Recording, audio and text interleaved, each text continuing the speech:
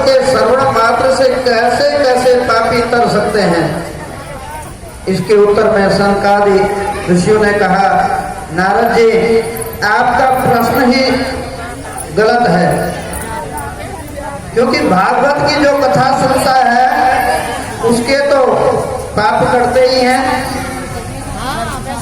यदि कोई भूल से भी जीवन भर जिसने पाप कर्म कर दिए हो और भूल से भी थोड़े भागवत की कथा सुन ली तो उसका भी कारण हो जाता है।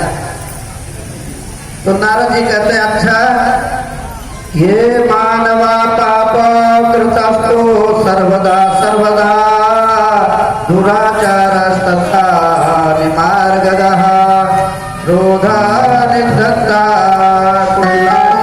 कामनः सप्ताह यज्ञेन खलु पुनस्ति। नारद जी बोले, प्रभु महाराज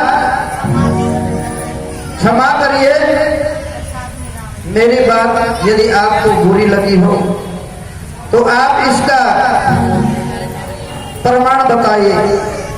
जिसने इस कथा को सुनी उसका कैसे तारण हुआ वह मैं सुनना चाहता हूं। तो प्रसंग में एक उपाख्यान सुनाया सनकादि ऋषियों ने। धुंधकारी का उपाख्यान। आत्मदेव नाम के एक ब्राह्मण थे जो तुंगभद्रा नदी के तट पर एक सुंदर नगर में रहते थे और उन्हें कोई संतान नहीं थी। आत्मदेव जी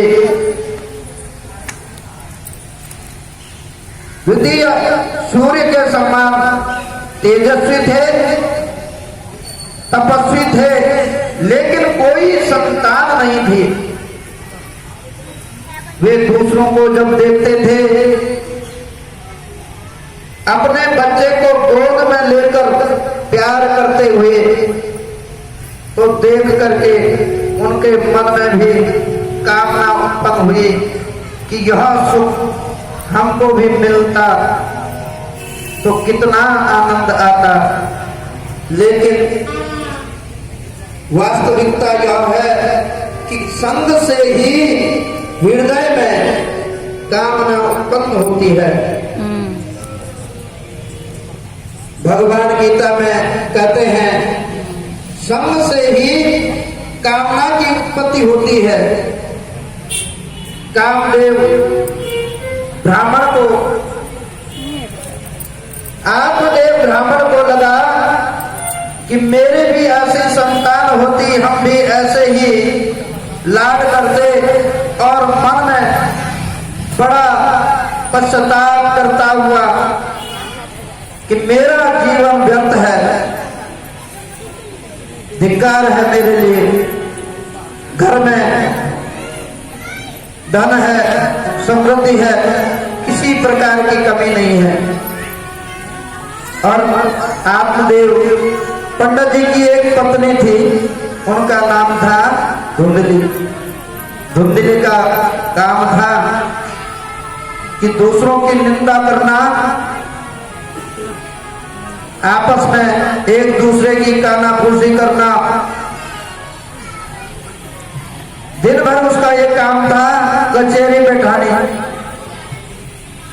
जब तक पंडित जी पूजा पाठ करके आते तो ऐसे ही बन ठन लेती थी, न जाने इसके जैसा जो है दुनिया में कोई दूसरी नारी नहीं है। और पंडित जी पूजा पाठ के लिए चले गए तो बस पड़ोसी से मिल करके उसने ये कर दिया, उसने ये कर दिया, इसका ये हो गया, बस उसका जीवन इसी प्रकार, पूरा दिन इसी प्रकार निकल जाता। आत्मदेव ब्राह्मण संतान के लिए दुखी हैं। वे वन में जाते हैं, उन्होंने मन में ये संकल्प कर दिया कि अगर मेरी संतान नहीं तो जीना व्यर्थ है। आत्महत्या करने के लिए वो जो है घर से निकल गए। जाते हुए एक अरण्य में गए, वहां पर पानी का कुआं था। उन्होंने सोचा इसमें जो है अपनी जल समाधि दे दो। तब तक एक साधु महात्मा वहां आ गए। उन्होंने कहा, पंडित जी क्या कर रहे हो? कहा, नहीं मैं आत्महत्या करने जा रहा हूं। भाई क्यों करना चाहते हो आत्महत्या? कि महाराज धन है, दौलत है, ऐश आराम सब कुछ है, बुद्धि भी है, ज्ञान भी है, परंतु क्या करें इस बुद्धि का, इस ज्ञान का?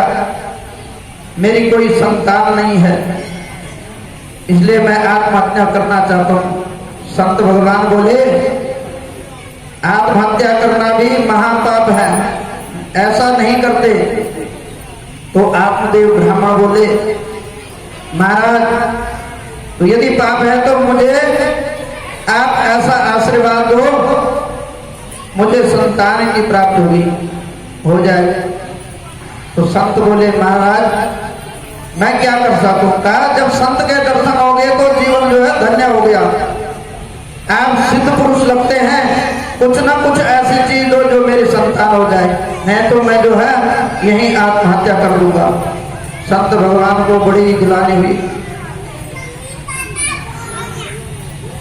अगर इसे कुछ नहीं दिया तो मुझे जो है ब्रह्महत्या भी लग गई, क्योंकि आत्महत्या कर रहा है, सामने पे कर रहा है, हम बचा सकते हैं उसे, उसकी मदद न करें तो पाप लगेगा, ब्रह्महत्या लग जाएगी, क्या करूं? संत भगवान ने उसे समझाया कि देखो ये बेटा बेटी किसी के नहीं होते हैं, ये बेटा बेटी किसी को नहीं देते हैं, सब स्वार्थ के लोभी हैं। सुर नर मुनि सबके ये रीति, स्वार्थ लाग करहि सब प्रीति। कौन किसका बेटा, कौन किसका पुत्र, कौन किसकी पत्नी, कौन किसका भ्राता,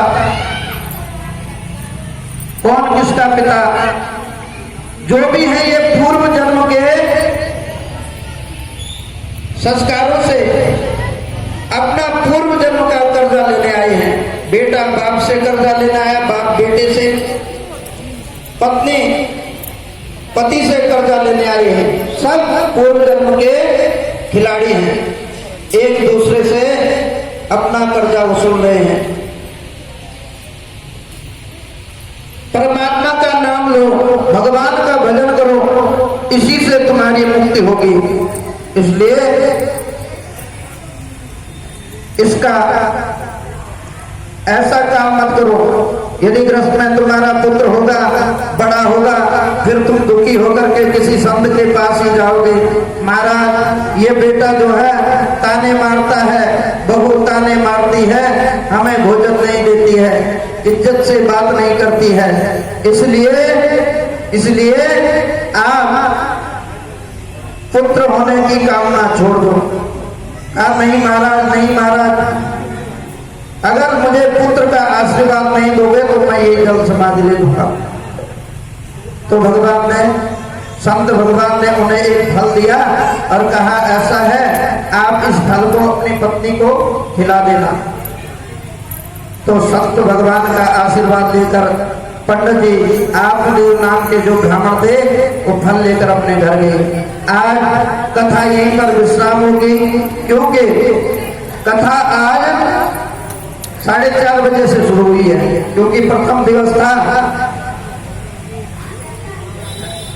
कल से 2 बजे से आना है सभी भक्तों को, क्योंकि कथा ये गोकर्ण पाठ्यान है, आज ही पूर्ण हो जाना चाहिए था, परंतु 4 बजे तक जो है हम भी फ्री नहीं हो पाए। इसलिए सभी भक्तों से अनुरोध है, कल 2 बजे आए और कथा श्रवण करें, पूरी कथा तभी हो पाएगी।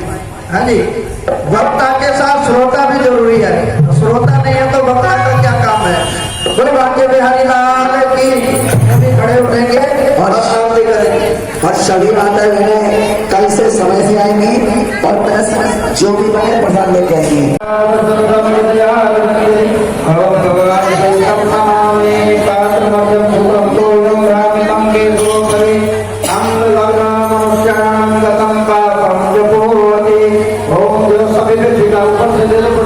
सबको